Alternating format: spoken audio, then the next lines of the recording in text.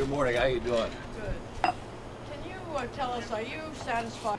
I think we need to get the international community involved. We have to tell the Iraqis they have to do this themselves. This is not something that we can do by ourselves. We thought we could, but we can't. And we need to get them involved. This is just as important to the Europeans. It's just as important to everybody in the world to have stability in the Middle East. China's going to be buying as much oil and as much resources, energy resources by 2013 as we are. There's not enough resources to go around. So we have to find a way to stabilize that part of the world. But we can't do it by ourselves. We can't do it militarily. So we have to do it diplomatically.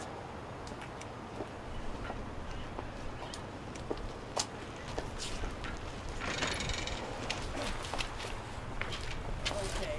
Yes, ma'am. Can you tell us, are you satisfied? Is that what we should be An doing? international conference to provide support to the Iraqi government is a good thing.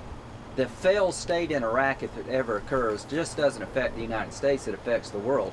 It is in everyone's interest in the world to make sure Iraq is a successful venture.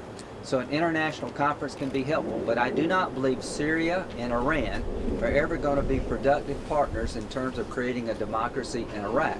The biggest threat to the Iranian theocracy, in my opinion, is a democracy in Iraq. The reason the Syrians are trying to destabilize Lebanon, that was emerging as a democracy, is the police state in Syria doesn't want to deal with democratic neighbors. So we got to understand that Syria and Iran, at the end of the day, do not share our goals or our values. And if we can impress upon them to stop destabilizing Iraq and protect our troops, I'm all for it. But I have little hope that we'll ever get Syria and Iran to buy into a democratic Iraq. So, last question.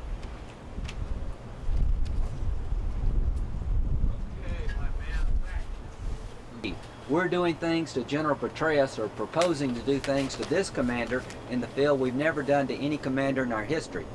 This is all for the political moment. To my Democratic friends, if you can't stop the surge by cutting off funding, if you're not willing to do that, please don't destroy General Petraeus' ability to be successful. A failed state in Iraq is a nightmare for this country. Hope you have a good day.